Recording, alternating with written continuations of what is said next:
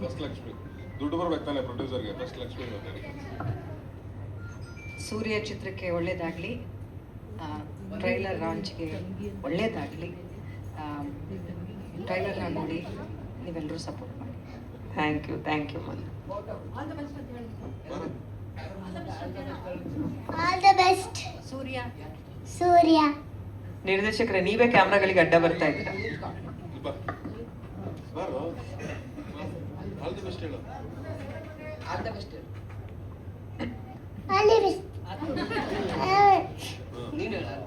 ಒಟ್ಟಿಗೆ ತುಂಬ thank you so much sir.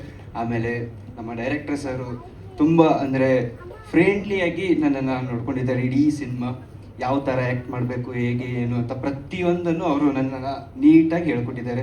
So Sagar sir, thank you so much sir.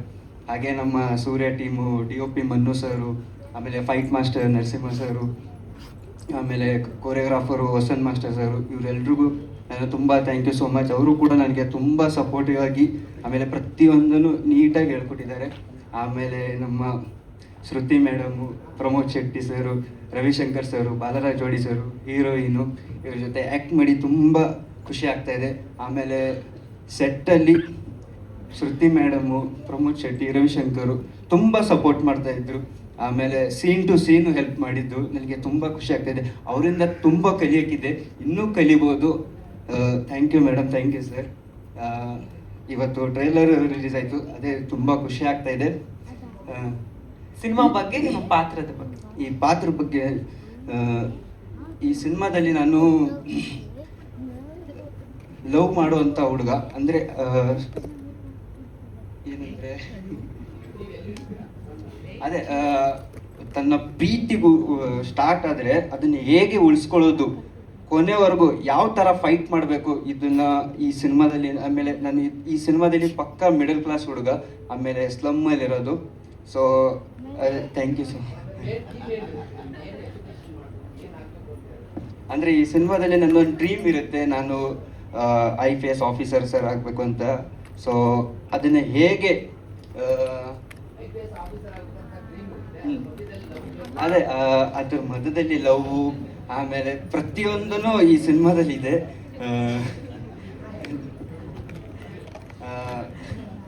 Okay thank you. Surya cinema trailer launch ಆಗ್ತದೆ, ಒಳ್ಳೇದಾಗ್ಲಿ. Thank you sir.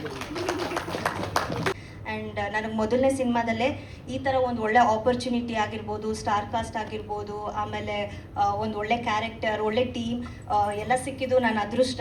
And ಅದಕ್ಕೆ ಅವಕಾಶ ಮಾಡಿಕೊಟ್ಟಿದ್ದಕ್ಕೆ Sagar sir, Ravi sir ಮತ್ತು ಬಸವರಾಜ್ ಸರ್ಗೆ ನಾನು ತುಂಬ ಗ್ರೇಟ್ಫುಲ್ ಆಗಿದ್ದೀನಿ. ಆ್ಯಂಡ್ ಎಂಟೈರ್ ಟೀಮ್ ತುಂಬಾ ಸಪೋರ್ಟ್ ಮಾಡಿದೆ ನನಗೆ. ಆಲ್ಸೋ ಶ್ರುತಿ ಮ್ಯಾಮ್ ಆಗಿರ್ಬೋದು, ಆಮೇಲೆ ಪ್ರಮೋದ್ ಶೆಟ್ಟಿ ಸರ್ ಆಗಿರ್ಬೋದು, ರವಿಶಂಕರ್ ಸರ್ ಮತ್ತು ನಾಗಬಣ್ಣ ಸರ್, ಎಲ್ಲರ ಜೊತೆ ವರ್ಕ್ ಮಾಡಿದ ಎಕ್ಸ್ಪೀರಿಯನ್ಸ್ ತುಂಬಾ ಚೆನ್ನಾಗಿತ್ತು. ಎಲ್ಲೂ ನಮ್ಮನ್ನ ಫ್ರೆಷರ್ಸ್ ಥರ ಟ್ರೀಟ್ ಮಾಡಿದ್ರೆ ತುಂಬ ಚೆನ್ನಾಗಿ ಮಾತಾಡಿಸ್ತಿದ್ರು, ಅದಕ್ಕೆ ವರ್ಕ್ ಮಾಡೋದಕ್ಕೆ ಈಸಿ ಆಯಿತು. ತುಂಬ ಚೆನ್ನಾಗಿತ್ತು ಎಕ್ಸ್ಪೀರಿಯನ್ಸ್, ತುಂಬ ಒಳ್ಳೊಳ್ಳೆ ಮೆಮೊರೀಸ್ ಇದ್ದಾವೆ. ಆ್ಯಂಡ್ ರವಿಶಂಕರ್ ಸರ್ ಅವ್ರ ಇನಿಷಿಯಲ್ ವರ್ಕಿಂಗ್ ಡೇಸ್ ಬಗ್ಗೆ ಎಲ್ಲ ನಮಗೆ ಹೇಳ್ತಾಯಿದ್ರು, ಇನ್ಪುಟ್ಸ್ ಕೊಡ್ತಾಯಿದ್ರು, ಯಾವ ಥರ ಫೋಕಸ್ಡ್ ಆಗಿರಬೇಕು ಅಂತೆಲ್ಲ ಹೇಳ್ಕೊಡ್ತಿದ್ರು. ಆಲ್ಸೋ ಶ್ರುತಿ ಮ್ಯಾಮ್ ಒಂದು ಎಕ್ಸ್ಪೀರಿಯನ್ಸ್ ಇದೆ, ಲೈಕ್ ನನ್ನ ಅಮ್ಮನ ಮೇಲೆ ಕೂತಿದ್ದಾಗ ನಿನ್ನ ನೋಡಿದ್ರೆ ಸೇಮ್ ನನ್ನ ನೋಡ್ದಂಗೆ ಆಗುತ್ತೆ, ನನ್ನ ಅಮ್ಮನೂ ಹಿಂಗೆ ಪ್ರೊಟೆಕ್ಟ್ ಮಾಡ್ತಿದ್ರು, ಕೇರ್ ಮಾಡ್ತಿದ್ರು ಅಂತೆಲ್ಲ ಹೇಳ್ತಿದ್ರು. ಆ್ಯಂಡ್ ಈ ಒಂದು ಜರ್ನಿಲಿ ಸಾಕಷ್ಟು ಕಲ್ತಿದ್ದೀನಿ ನಾನು. ಆ್ಯಂಡ್ ಈ ಟೀಮ್ ತುಂಬ ಸಪೋರ್ಟಿವ್ ಆಗಿತ್ತು ನನಗೆ. ಲೈಕ್ ನಾನು ಒಂದು ಮೂವಿ ಸೆಟ್ಟಲ್ಲಿ ವರ್ಕ್ ಮಾಡ್ತಿದ್ದೀನಿ ಅನ್ನೋ ಫೀಲೇ ಕೊಡ್ತಿರ್ಲಿಲ್ಲ, ನನಗೆ ಮನೆ ಅಂತಲೇ ಅನ್ನಿಸ್ತಿತ್ತು. ಆ್ಯಂಡ್ ನಾವೆಲ್ಲ ಆಗಲೂ ಫ್ರೆಂಡ್ಸ್ ಆಗಿದ್ವಿ, ಈಗಲೂ ಫ್ರೆಂಡ್ಸ್ ಆಗಿದ್ದೀವಿ. ಸೊ ಅದರಲ್ಲಿ ತುಂಬ ಬ್ಲೆಸ್ಡ್ ಅಂತ ಅನಿಸುತ್ತೆ. ಆ್ಯಂಡ್ ಪಾತ್ರದ ಬಗ್ಗೆ, ಇದರಲ್ಲಿ ನಂದು ಜನ್ಸಿ ಲವ್ ಸ್ಟೋರಿ, ತುಂಬ ವೇರಿಯೇಷನ್ಸ್ ಇದೆ. ಲೈಕ್ ಒಂದು ಹುಡುಗಿ ಯಾವ್ಯಾವ ಏಜಲ್ಲಿ ಅವಳ ಲವ್ ಲೈಫ್ ಬಗ್ಗೆ ಯಾವ್ಯಾವ ಥರ ಎಲ್ಲ ಡಿಸಿಷನ್ಸ್ ತೊಗೋತಾಳೆ ಅಂತ ತೋರಿಸುತ್ತೆ. ಆ್ಯಂಡ್ ಸ್ಕೂಲ್ ಲೈಫ್ ಆಗಿರ್ಬೋದು, ಕಾಲೇಜ್ ಲೈಫ್ ಆಗಿರ್ಬೋದು, ಎಲ್ಲ ಥರ ಇದೆ. ಒಂದು ಹುಡುಗಿ ಯಾವ್ಯಾವ ಥರ ಮೂಡ್ ಸ್ವಿಂಗ್ಸ್ ಇರುತ್ತೆ, ಯಾವ್ಯಾವ ಥರ ವೇರಿಯೇಷನ್ಸ್ ಆಗುತ್ತೆ ಅವಳ ಲವ್ ಲೈಫಲ್ಲಿ ಅಂತೆಲ್ಲ ತೋರಿಸುತ್ತೆ. ಅದೇ ರೀತಿ ನನ್ನ ಈ ಚಿತ್ರದಲ್ಲಿ ಪಾತ್ರ ವಹಿಸಿದಂಥ ಶ್ರುತಿ ಮೇಡಮ್ ಅವರು, ಪ್ರಮೋದ್ ಶೆಟ್ಟಿ ಅವರು, ಪ್ರಶಾಂತ್ ಅವರು, ಹರ್ಷಿತಾ ಮೇಡಮ್ ಅವರು, ಮತ್ತು ಸಾಗರ್ ಸರ್ ಅವರು ಡೈರೆಕ್ಟರ್ ಮಾಡಿದ್ದಂಥ, ಮತ್ತು ಮ್ಯೂಸಿಕ್ ಡೈರೆಕ್ಟರು, ಅದೇ ರೀತಿ ನಮ್ಮ ಕ್ಯಾಮ್ರಾಮನ್ನು, ಫೈಟ್ ಮಾಸ್ತರು, ಇನ್ನಿತರ ಎಲ್ಲ ಟೆಕ್ನಿಷಿಯರಿಗೆ ನಮ್ಮ ನಂದಿ ಸಿನಿಮಾದ ವತಿಯಿಂದ ಎಲ್ಲ ಟೀಮು ಸರಿಯಾಗಿ ಒಂದು ಪಿಕ್ಚರನ್ನು ತೆಗೆದಿದ್ದಾರೆ. ಅದಕ್ಕೆ ಎಲ್ಲರಿಗೂ ಒಳ್ಳೆಯದಾಗಲಿ ಅಂತ ಹೇಳಿ ನಾನು ಇದು ಮಾಡುತ್ತೇನೆ. ಅವರು ಎಷ್ಟು ಪ್ಯೂರ್ ಹಾರ್ಟೆಡ್ ನಿರ್ಮಾಪಕರು ಅಂದ್ರೆ ಎಲ್ರಿಗೂ ಒಳ್ಳೇದಾಗ್ಲಿ ಅಂದ್ರು. ಸರ್ ನಿಮಗ್ ಫಸ್ಟ್ ಒಳ್ಳೇದಾಗ್ಬೇಕು, ಸಿನಿಮಾ ಗೆಲ್ಲಬೇಕು, ಅವಾಗ ಎಲ್ರಿಗೂ ಒಳ್ಳೇದಾಗೋ ಲೆಕ್ಕ ಅದು actually. Correct sir. Thank you sir, ತುಂಬಾ ಒಳ್ಳೇದಾಗ್ಲಿ ಸರ್ ನಿಮ್ಗೆ. ಟ್ರೇಲರ್ ನಿಮ್ಗೆ ಹೆಂಗ ಅನಿಸ್ತು? ಟ್ರೇಲರ್ ಬಗ್ಗೆ ಭಾಳ ಚೆನ್ನಾಗಿ ಆಗಿದೆ. ಟ್ರೇಲರ್ ನೋಡಿದ ತಕ್ಷಣ ನಮಗೆ ಗೊತ್ತಾಗ್ತದೆ ಪಿಕ್ಚರ್ ಭಾಳ ಹಿಟ್ ಆಗ್ಬೋದು ಅಂತೇಳಿ. 100% ಗೆಲ್ಲುತ್ತದೆ ಆ ಚಿತ್ರ. ಅದಕ್ಕೆ ಎಲ್ಲರೂ ಬಂದು ಚಿತ್ರವನ್ನು ನೋಡಿರಿ. ಒಂದು ಲವ್ ಸ್ಟೋರಿ ಇದೆ. ಸೂಪರ್. ಎಲ್ಲರಿಗೂ ನಮಸ್ಕಾರ. ಕ್ರಿಸ್ಮಸ್ ಹಾಗೂ ಬರುವ ಹೊಸ ವರ್ಷದ ಶುಭಾಶಯಗಳು. ಹೊಸ ವರ್ಷಕ್ಕೆ ಸೂರ್ಯ ಸಿನಿಮಾ ಟ್ರೇಲರ್ ಬಂದಿದೆ. ಜನವರಿ 15ರಂದು ರಿಲೀಸ್ ಆಗುತ್ತದೆ. ಎಲ್ಲರೂ ಸಿನಿಮಾ ಥಿಯೇಟ್ರಿಗೆ ಬಂದು ನೋಡಿ ಹಾರೈಸಬೇಕು. Thank you. ಚೆನ್ನಾಗಿ ಬಂದಿದೆ. ಆ್ಯಕ್ಚುಲಿ ಸಾಗರ್ ಅವರು ಫಸ್ಟು ಒಂದು ಬಜೆಟ್ ಕೊಟ್ಟಿದ್ರು ನಮಗೆ. ಅದು ನಿಮ್ಮ 5 ನಿಮಿಷ ಈಗ ಶುರು ಆಗುತ್ತೆ ಸರ್. ಫಸ್ಟು ನಾನು ನಂಬಿರೋ ದೇವರಿಗೆ ಕೃತಜ್ಞತೆ ಸಲ್ಲಿಸ್ತೀನಿ. ಹಾಗೆ ಸ್ವಲ್ಪ ಸೆಂಟರ್ ನನಗೆ ಈ ಕಡೆ ಬನ್ನಿ. ಹಾ, ಓಕೆ. ನಾನು ಇಲ್ಲಿ ಬಂದು ನಿಂತ್ಕೊಳ್ಳೋಕ್ಕೆ ಮುಖ್ಯವಾದ ಕಾರಣ ನಮ್ಮ ಅಪ್ಪ ಅಮ್ಮ, ಅವ್ರಿಗೂ ಕೂಡ ನಮಸ್ಕಾರ ಮಾಡಿ ಮುಂದೆ ನನ್ನ ಮಾತು ಮುಂದುವರಿಸ್ತೀನಿ. ಅದೇ ಥರ ನಮ್ಮ ಪ್ರೊಡ್ಯೂಸರ್ ಸರು, ನಾನು ಫಸ್ಟ್ ಟೈಮ್ ಹೋಗಿ ಕತೆ ಹೇಳಿದಾಗ ಬಸವರಾಜ್ ಸರು ಮತ್ತು ರವಿ ಬನ್ನಿ ಸರು ಕತೆ ಹೇಳಿದಾಗ ಸಾಗರ್ ಬಜೆಟ್ ಎಷ್ಟು ಅಂತ ಹೇಳಿದ್ರು. ಹೀಗೆ ಆ ಬಜೆಟನ್ನು ಮೀರಿ 1:3, 4, 5 ದಾಟ್ಕೊಂಡು ಹೋಗಿದೆ. ಓಕೆನಾ? ಆ ಥರ ಅವರು ಸಪೋರ್ಟ್ ಮಾಡಿ ನನ್ನ ಜೊತೆಗೆ ನಿಂತು ಈ ಸಿನಿಮಾನ ಕಂಪ್ಲೀಟ್ ಮಾಡೋಕ್ಕೆ ಕಂಪ್ಲೀಟ್ ಮಾಡಿ ರಿಲೀಸ್ ತಂದಿದ್ದೀವಿ. ಅದಕ್ಕೆ ನಮ್ಮ ಪ್ರೊಡ್ಯೂಸರ್ ಸರು ಮತ್ತು ರವಿ ಬೆನ್ನಿ ಸರು, ಬಸವರಾಜ್ ಬೆನ್ನಿ ಸರ್ಗೆ ಥ್ಯಾಂಕ್ಸ್ ಹೇಳ್ತೀನಿ. ಹಾಗೆಯೇ ನಮ್ಮಮ್ಮ ಒಂದು ಮಾತು ಹೇಳ್ತಾರೆ, ನೀವು ರೋಡಲ್ಲಿ ಹೋಗ್ಬೇಕಾದ್ರೆ, ಮಕ್ಕಳನ್ನ ಕರ್ಕೊಂಡು ಹೋಗ್ಬೇಕಾದ್ರೆ ಯಾವತ್ತೂ ಕೈ ಹಿಡ್ಕೊಂಡು ಹೋಗಬೇಕು ಅಂತ. ಯಾಕೆಂದರೆ ಮಕ್ಕಳಿಗೆ ನಮ್ಮ ಮನೆಯಲ್ಲಿರೋರು ಅಂದರೆ ಶ್ರುತಿ ಮೇಡಮ್ ಇರ್ಬೋದು, ರವಿಶಂಕರ್ ಸರ್ ಇರ್ಬೋದು, ಪ್ರಮೋದ್ ಶೆಟ್ಟರ್ ಇರ್ಬೋದು, ನಾಗಾಭರಣ ಸರ್ ಇರ್ಬೋದು, ಆಮೇಲೆ ಶ್ರೀನಿವಾಸ್ ಪ್ರಭು ಸರ್ ಇರ್ಬೋದು, ಇವರೆಲ್ಲ ನಮ್ಮ ಚಿತ್ರತಂಡ. ಇದು ಸೂರ್ಯ ಚಿತ್ರತಂಡ. ನಮ್ಮ ಮನೆಯಲ್ಲಿರೋರು ಅವರು, ನೀವು ಹೀಗಿರಬೇಕು ಸಾಗರ್, ಈ ಥರ ಇರಬೇಕು, ಹೀಗೆ ತೆಗಿಬೇಕು. ಅವ್ರ ಎಕ್ಸ್ಪೀರಿಯನ್ಸ್ ನಮಗೆ ನಾನು ಸಿನಿಮಾ ಶೂಟ್ ಮಾಡಬೇಕಾದ್ರೆ ಒಂದೊಂದು ಪಾಯಿಂಟ್ ಹೇಳಿದ್ರು. ಇವತ್ತಿಗೂ ನಾನು ಪ್ರಮೋದ್ ಸರ್ನ ಫಸ್ಟ್ ಟೈಮ್ ಮೀಟ್ ಮಾಡಿದಾಗ ಅವ್ರ ಪ್ರೊಡಕ್ಷನ್ ಲೈನ್ ಪ್ರೊಡ್ಯೂಸರ್ ಆಗಿ ಎಲ್ಲ ಮಾಡಿರೋದ್ರಿಂದ, ಸಾಗರ್ ನೀನು ಒಂದೊಂದು ರೂಪಾಯಿನೂ ನೋಡಿಕೊಂಡು ಹೀಗೆ ಖರ್ಚು ಮಾಡಬೇಕು ಅಂತ ಹೇಳಿದ್ದು. ನಾನು ಅದೇ ಥರನೇ ₹1 ಒಂದು ರೋಸ್ ಹೂವು ತಂದ್ರೂ ಅದನ್ನು ಫ್ರೇಮಲ್ಲಿ ಕಾಣೋ ಥರ ಪ್ರೊಡ್ಯೂಸರ್ ಕೊಟ್ಟಿರೋ ಅಷ್ಟು ಬಜೆಟನ್ನು ಆ ಸಿನಿಮಾದಲ್ಲಿ ತೋರಿಸಿದ್ದೀನಿ.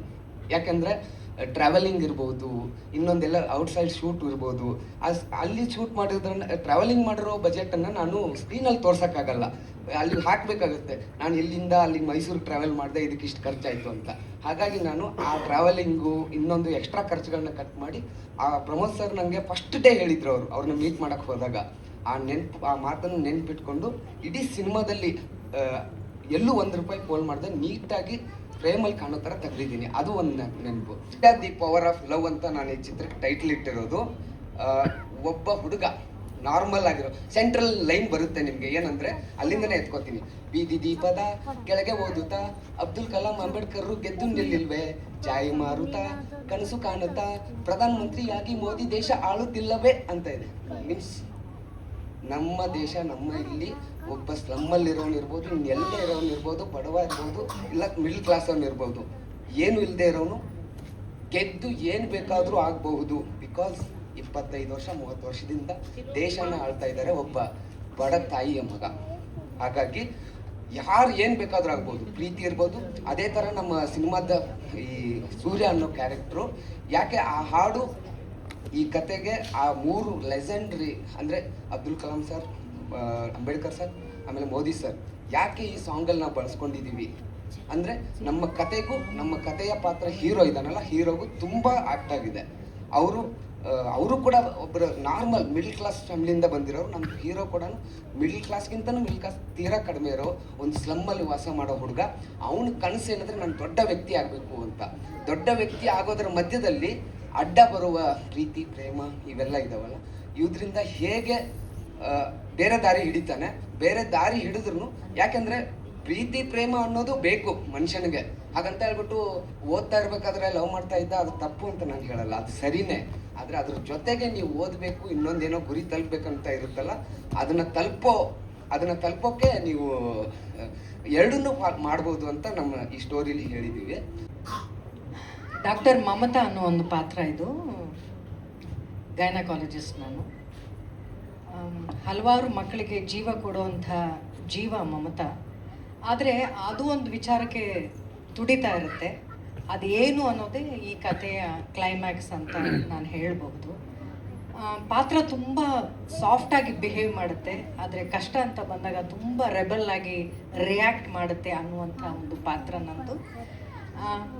ಪಾತ್ರದ ವಿಭಿನ್ನತೆಗೋಸ್ಕರ ನಾನು ಈ ಪಾತ್ರ ಒಪ್ಕೊಂಡೆ ಅನ್ನೋದಕ್ಕಿಂತ ಈ ಸಿನಿಮಾವನ್ನು ಮಾಡುವಂತಹ ಪ್ರೀತಿ ಸಾಗರಲ್ಲಿ ನೋಡಿ ನಾನು ಈ ಸಿನಿಮಾನ ಒಪ್ಕೊಂಡೆ ಅನ್ನೋದೇ ನಿಜ.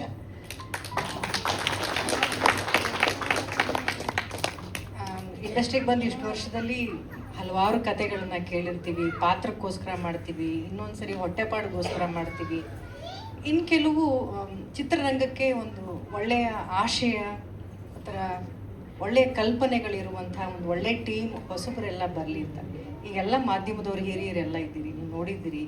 ಎಲ್ಲ ಟೀಮ್ನಲ್ಲಿ ತುಂಬ ಜನ ಹೊಸಬರಿದ್ದಾರೆ. ನಾಯಕಿಯಿಂದ ಹಿಡಿದು ನಿರ್ದೇಶಕರು, ನಿರ್ಮಾಪಕರು ಎಲ್ಲರೂ ಡೆಬ್ಯೂ ಮಾಡ್ತಾ ಇದ್ದಾರೆ. ಸೊ ಗೊತ್ತಿಲ್ಲ ಲೈಕ್ ಟ್ಯಾಲೆಂಟ್ ಎಲ್ಲಿರುತ್ತೆ ಅಂತ. ಅವ್ರಿಗಿರುವಂತಹ ಆಸಕ್ತಿ, ಅವ್ರ ಕಥೆನ ಬರ್ಕೊಂಡು ಬಂದಂಥ ರೀತಿ ನನಗೆ ತುಂಬಾ ಇಷ್ಟ ಆಯಿತು. ಸಾಗರ್ ನನಗೆ ಈ ಪಾತ್ರಕ್ಕೆ ನೀವು ಮಾಡಲೇಬೇಕು ಅಂತ ಹೇಳೋದಕ್ಕಿಂತ ಹೆಚ್ಚಾಗಿ ನನಗೆ ಸಪೋರ್ಟ್ ಮಾಡಿ ಅಂತ ಕೇಳ್ಕೊಂಡ್ರು. ನಾವು ಮಾತಾಡೋದು ಬೇಕಾಗಿಲ್ಲ. ಎಸ್, ಉತ್ತರ ಕರ್ನಾಟಕದ ವಾಂಡ್ ಬಸು ಅನ್ನುವಂಥ ಒಂದು ಪಾತ್ರವನ್ನು ನಾನು ನಿರ್ವಹಿಸಿದ್ದೀನಿ ಈ ಸಿನಿಮಾದಲ್ಲಿ. ಒಂದು ಭಾಳ ಸ್ಲಮ್ಮಲ್ಲಿ ಬೆಳೆದಂಥ ಹುಡುಗ, ಅವನಿಗೆ ಬೆನ್ನೆಲುಬಾಗಿ ನಿಂತ್ಕೊಳ್ಳೋವಂಥ ಒಬ್ಬ ವ್ಯಕ್ತಿ. ನೋಡೋದಕ್ಕೆ ಅಂದರೆ ನಾರ್ತ್ ಕರ್ನಾಟಕದಲ್ಲಿ ನಿಮ್ಗೆ ತುಂಬ ಜನ ಇಲ್ಲಿದ್ದರೆ ಅವ್ರಿಗೆ ಗೊತ್ತಿರುತ್ತೆ, ಅಥವಾ ಬೇರೆ ಕಡೆಯವರಾದ್ರೆ ನಿಮಗೂ ಗೊತ್ತಿರುತ್ತೆ. ಏನು ಅಂದರೆ ಅವ್ರು ಸ್ವಲ್ಪ ಮಾತಾಡೋದ್ರಲ್ಲಿ ಹೊರಟು, ಬಟ್ ಹೃದಯ ತುಂಬ ಮೃದು ನಾರ್ತ್ ಕರ್ನಾಟಕದ ಜನ. ಸೊ ಆ ಥರದ ಒಂದು ಕ್ಯಾರೆಕ್ಟರ್ನ ಪ್ಲೇ ಮಾಡೋದಕ್ಕೆ ನನಗೆ ಸಿಕ್ಕಿದೆ. ಆ್ಯಂಡ್ ಎಸ್, ಆಬ್ವಿಯಸ್ಲಿ ಸುಮಾರಷ್ಟು ಬೇರೆ ಬೇರೆ ಸ್ಲ್ಯಾಂಗ್ಗಳ, ಕನ್ನಡ ಬೇರೆ ಬೇರೆ ಡೈಲೆಕ್ಟ್ಗಳನ್ನ ಮಾತಾಡಿದ್ದೀನಿ ಎಲ್ಲ ಸಿನಿಮಾಗಳಲ್ಲೂ. ಬಟ್ ನಾರ್ತ್ ಕರ್ನಾಟಕದ ಭಾಷೆ ಮೋಸ್ಟ್ಲಿ ಮೊದಲನೇ ಸರಿ ಮಾತಾಡಿದ್ದೀನಿ. ಹಾಗಾಗಿ ಎಲ್ರಿಗೂ ಇದು ಸ್ಪೆಷಲ್ ಅಂತ ಅನ್ನಿಸ್ತಾ ಇರ್ಬೋದೇನೋ. ಭಾಳ ಚಿಕ್ಕದಾಗಿ ಬಂದರೂ ಚೊಕ್ಕವಾಗಿ ಬಂದು ಹೋಗುವಂಥ ಒಂದು ಪಾತ್ರ. ಆ್ಯಂಡ್ ಇಡೀ ಸಿನಿಮಾ ತಂಡಕ್ಕೆ ಒಳ್ಳೆಯದಾಗಲಿ. ಹೊಸ ನಿರ್ಮಾಪಕರು, ಹೊಸ ನಿರ್ದೇಶಕರು, ಅವ್ನ ಹುಮ್ಮಸ್ಸು ನಿಮಗೂ ಅರ್ಥ ಆಗ್ತಿದೆ ಸ್ಟೇಜ್ ಮೇಲೆ ಹೆಂಗಿದೆ ಅಂತ. ಸೊ ಅದೇ ಥರದ ಹುಮ್ಮಸ್ಸು ಅವ್ನು ನಮಗೆ ಕತೆ ಹೇಳಕ್ಕೆ ಬಂದಾಗಲೂ, ಈಗ ಸಿನಿಮಾ ತೆಗೆದಾಗ್ಲೂ, ಇನ್ನು ಸಿನಿಮಾ ರಿಲೀಸ್ ಆದಾಗಲೂ, ರಿಲೀಸ್ ಆದಮೇಲೆ 100 days ಅಂತ ಯಾರೋ ಹೇಳಿದ್ರು, ಅದಕ್ಕೆ ಬಂದಾಗಲೂ ಅದೇ ಹುಮ್ಮಸ್ಸು ಇರಲಿ ಅಂತ ಕೇಳ್ಕೊತೀನಿ. ಸೊ